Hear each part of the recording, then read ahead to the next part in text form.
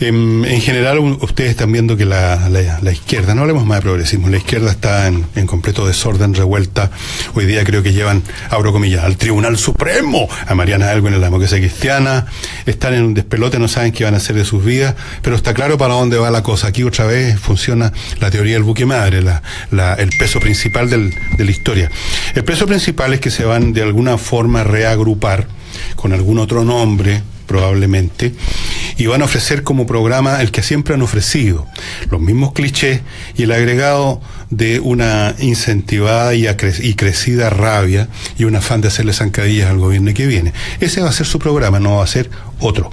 Van a ofrecer lo mismo, los resentimientos, los clichés y el odio a esa entidad del mal, el mal encarnado que es la derecha, que es una entidad que la nombren y la nombra tal como los cristianos hablan del demonio. Y con eso no van a ofrecerle nada nuevo al país, no van a ir a ninguna parte, pero no crean ustedes que por esa razón van a desvanecerse en la nada, porque se van a alimentar como siempre se han alimentado, y eso les ha dado vida como a los vampiros a lo largo de siglos, de ese sector siempre importante en toda sociedad que está también repleta de rabia, repleta de resentimiento y de rencores, y que encuentran una voz de expresión, una expresión en estos partidos. Así es que pueden ustedes suponer, y yo supongo, que vamos a tener un año en que lo primero que van a sacar a la calle va a ser a los estudiantes, que son la carne cañón que tienen siempre a mano, y va a ser un año movido en ese sentido, y eso es todo lo que nos van a ofrecer, eso es todo lo que nos pueden ofrecer. Punto. Bueno, lo que se está viendo para complementar ese análisis, Fernando, tiene que ver con la conformación de las bancadas, con el nuevo Parlamento que vamos a tener, y más bien uno podría ir sacando deducciones en cuanto queden conformadas las comisiones y las bancadas y cómo se van uniendo las fuerzas en este nuevo Congreso. Quizás por ahí se nos muestra el camino que van a ir tomando estos partidos políticos. Por de pronto en enero vienen todas las juntas nacionales, congresos nacionales, definiciones, partiendo este 6 de enero, que debería juntarse el PPD y el Partido Socialista. De regreso con señor Valente, y voy a brevemente, yo sé que no es no es que no sepa del asunto, no es tu especialidad, que es el frente político.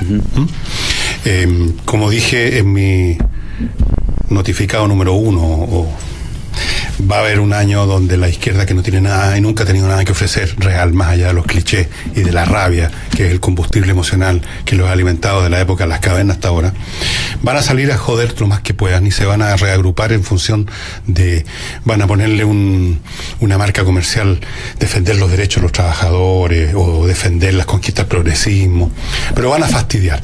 ¿Cómo crees tú que el gobierno va a enfrentar esta ofensiva en los niveles de los sindicatos, partiendo incluso por el Estado, donde están estas personas que son viejos caballos de batalla a la izquierda de toda la vida, el señor de la Puente, el que lo sustituyó después, son todos de ese sector? Lo mismo con los dirigentes estudiantiles, van a sacar a los niñitos a la calle, van a sacar a las niñitas, van a joder harto. ¿Cómo crees tú que debiera enfrentarse eso y cómo se va a enfrentar además en el Parlamento para entrar a niveles más serios y más importantes?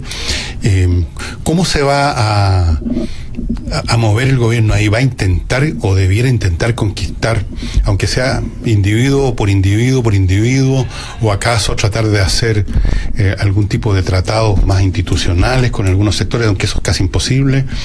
¿Cómo se las va a arreglar, en otras palabras, el gobierno para ir cascando políticamente y poder de este modo echar a andar sus iniciativas? Bueno, tú dijiste, yo no soy experto en el tema, pero sí tengo opinión respecto al tema, Fernando, y te lo doy, soy relativamente más optimista que el promedio en esto, digamos, y por lo siguiente.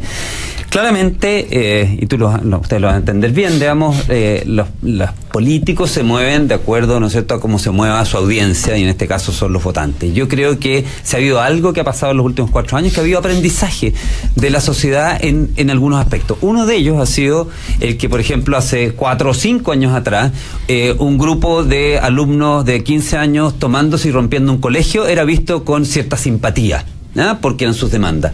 Hoy no creo que ese sea el caso. Yo creo que ha habido aprendizaje de que en el fondo una cosa es tener demandas legítimas, otra cosa es la forma en que uno pide esas demandas y la forma en que uno canaliza eso. Entonces, las demandas vía tomas, las demandas vía presión rompiendo las calles, las demandas, ¿no es cierto?, haciendo manifestaciones violentas, yo creo que la ciudadanía está un poquitito cansada de eso. ¿Ya?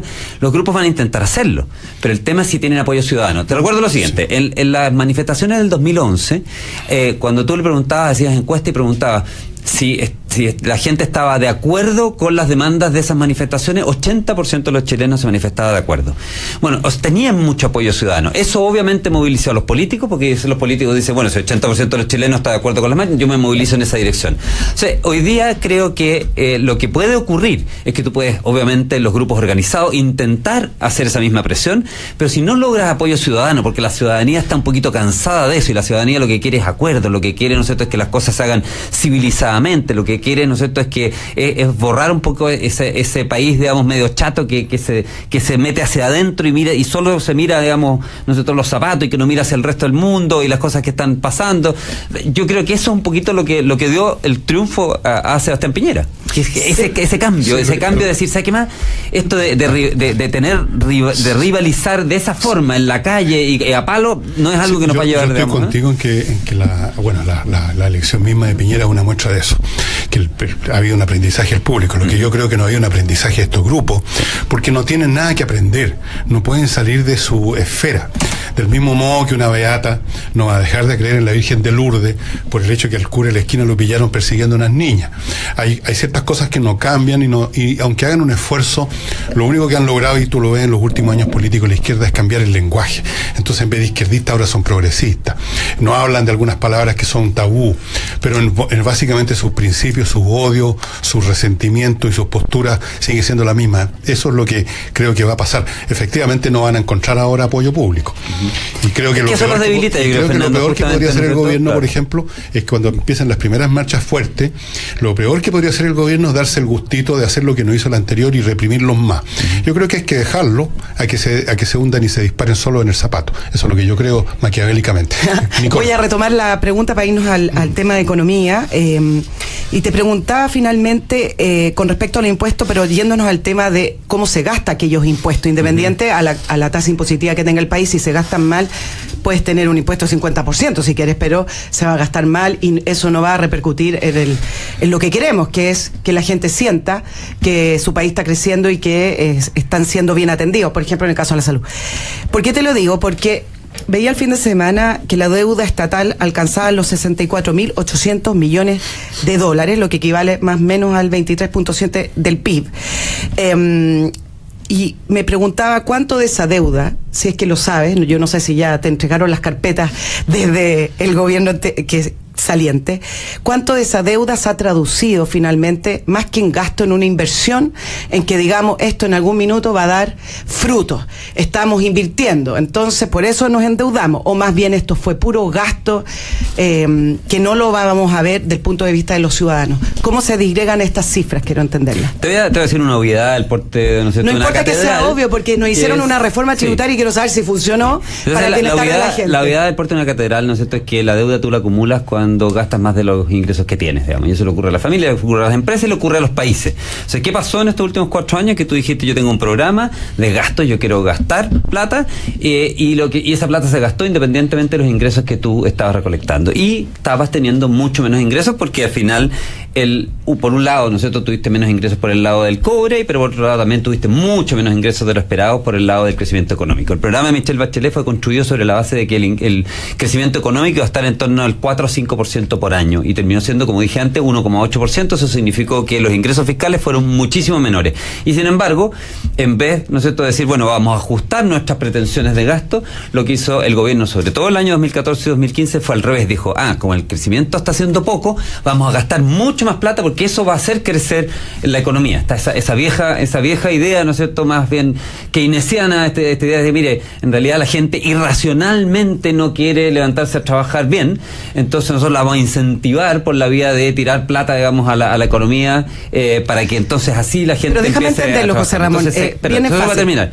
Se gastó más plata con la idea de que eso reactivaba la economía de la que originalmente se había pretendido gastar, y se gastó además toda la que se había dicho que se iba a gastar, y eso no generó. Pero yo tengo la impresión que se gastó más plata no pensando en generar que la gente saliera a trabajar, porque para eso tú ese gasto lo conviertes en una inversión. Es decir, voy a ponerlo también en fácil, yo no soy economista por lo demás, pero estoy tratando de ajustar los argumentos para que la gente lo entienda. Tú puedes salir a construir un puente y va a generar trabajo.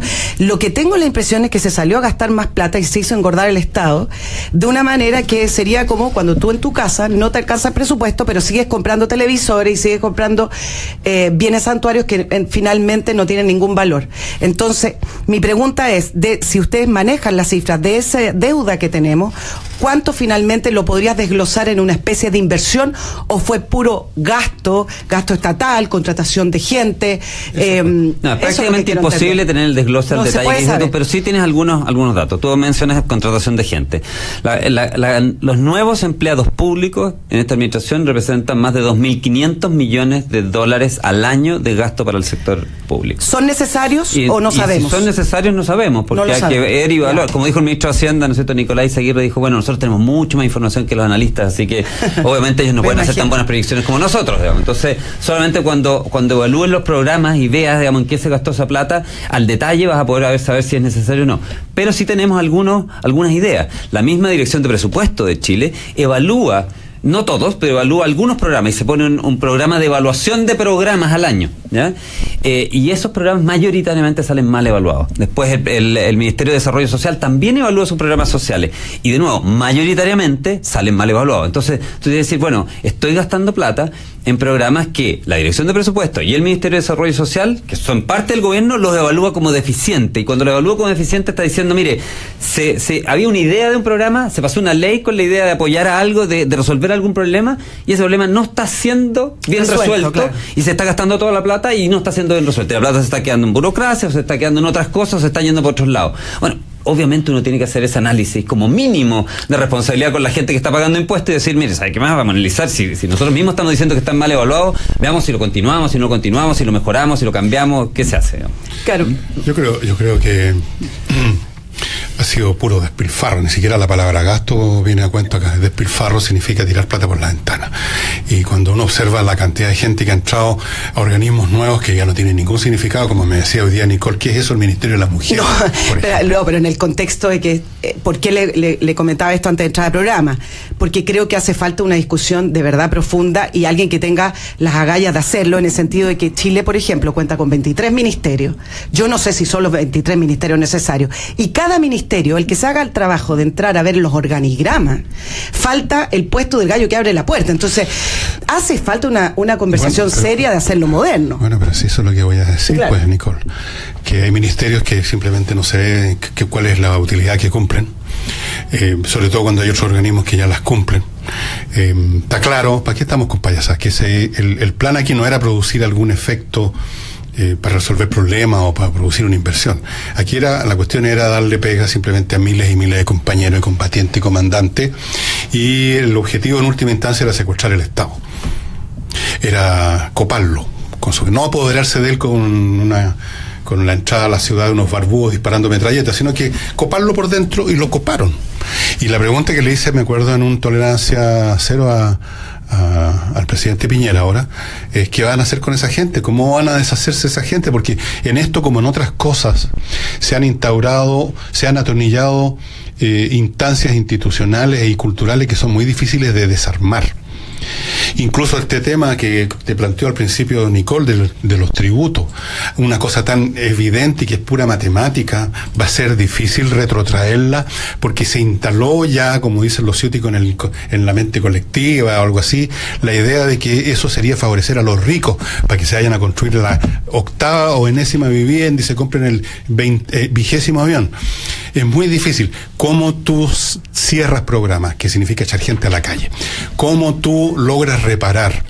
¿Cómo tú logras bajarte de este carro que ellos pusieron en el riel y lo echaron a andar? Eso yo lo veo que es el problema número 1 de Piñera, va a ser precisamente lograr salirse de ese riel que ellos construyeron y consolidaron. Ese riel ideológico, cultural, institucional. ¿Cómo salir de ahí? Lo veo súper difícil